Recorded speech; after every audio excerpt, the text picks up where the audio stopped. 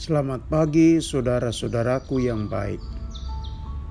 Jantung kita masih berdegup, paru-paru kita masih bernapas. Puji Tuhan, kita masih dipercaya menikmati kehidupan. Firman Tuhan yang hendak kita renungkan diambil dari Kisah Para Rasul 20 ayat 35.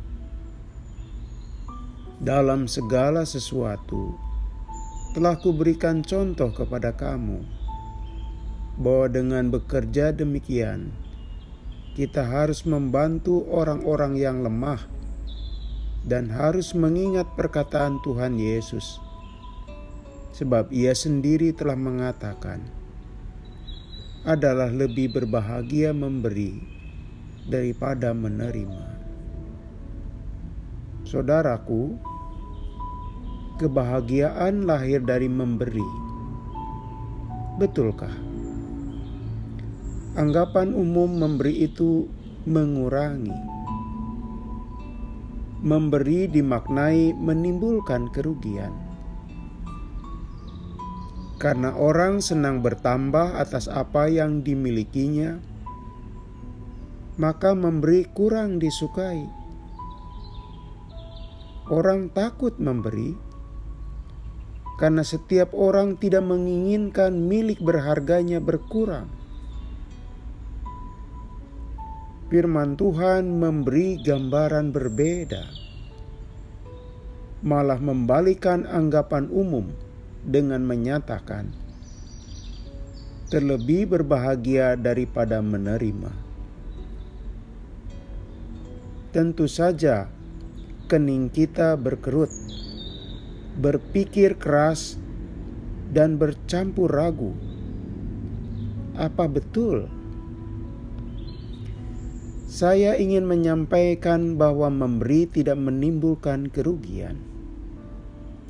Sebaliknya, memberi mendatangkan sukacita. Bahkan pelakunya mendapatkan hal yang tak terbayangkan sebelumnya. Saya ingin berkisah yang berjudul A Happiness Come Through Giving. Sebuah kebahagiaan lahir lewat memberi.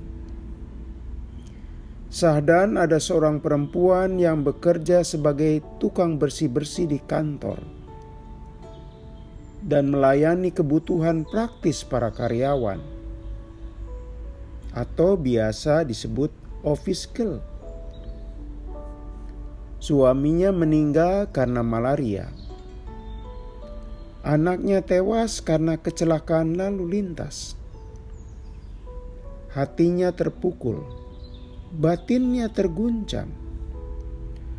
Perubahan terjadi pada dirinya, menjadi seorang penyendiri, enggan tersenyum kepada siapapun. Ia menganggap hidupnya semata-mata rangkaian musibah yang terlalu berat buat dipikulnya. Suatu hari pulang kerja, seekor anak kucing mengikutinya pulang. Basah, kedinginan, dan kelaparan. Berkali-kali perempuan itu mengusir si kucing, tapi tetap saja mengikutinya sampai di depan pintu. Perempuan itu jatuh iba, kasihan. Kucing dibiarkan masuk dan perempuan itu menuangkan susu di piring. Si kucing menghabiskannya dengan lahap.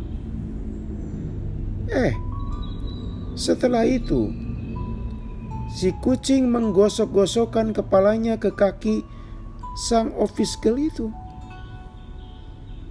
seolah-olah mau mengucapkan terima kasih. Awalnya, si perempuan itu menolaknya, tapi lama-kelamaan ia membiarkannya. Ia tersenyum. sejak ia merasakan beratnya beban hidup. Baru kali itu perempuan itu tersenyum lagi.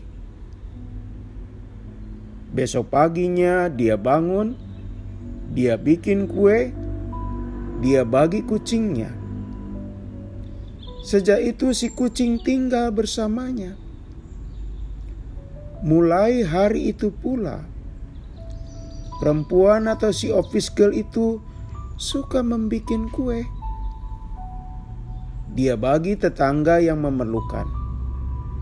Ia berpikir, dengan memberi kepada seekor kucing saja, kuncup kebahagiaan bertunas lagi pada dirinya. Apalagi jika memberi dan berbagi kepada manusia.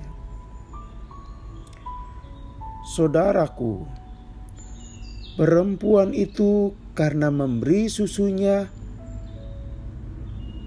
maka susu miliknya berkurang, tapi dia tidak rugi. Kebahagiaan yang lama hilang malah kini kembali.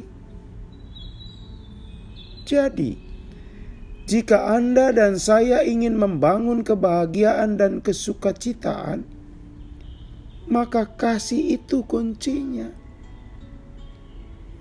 Ternyata bukan saja menghadirkan kesukacitaan dan kebahagiaan bagi penerimanya.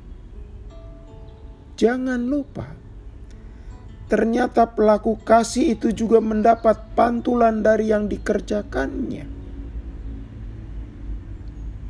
Saudaraku, John D. Rockefeller dijuluki miliarder pertama di dunia. Orang paling kaya sejagat dalam era modern. Dalam perjalanan hidupnya pernah sakit-sakitan dan hidup penuh kemuraman. Dalam gelimang kekayaannya, ia pribadi yang sukar mau mengulurkan bantuan. Ia tidak happy. Kemudian, John D. Rockefeller dikenal sebagai orang yang amat murah hati, banyak membantu, seorang filantropis. Ternyata justru yang mengubah hidupnya menjadi lebih berbahagia. Sejak ia murah hati, banyak menolong. Bisa jadi karena ia merasa lebih berarti lagi hidupnya dengan memberi. Hal itu menumbuhkan suasana hati yang penuh kegembiraan baginya. Saudaraku, maukah Anda dan saya lebih berbahagia? Anda dan saya hidupnya penuh senyum sukacita. Maka, sudikah Anda dan saya menepis anggapan memberi itu merugikan?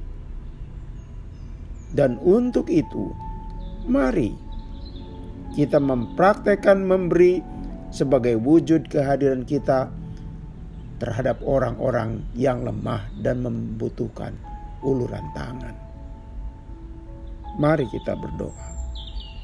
Tuhan, jadikan kami pelaku cinta kasih yang berkenan mau memberi.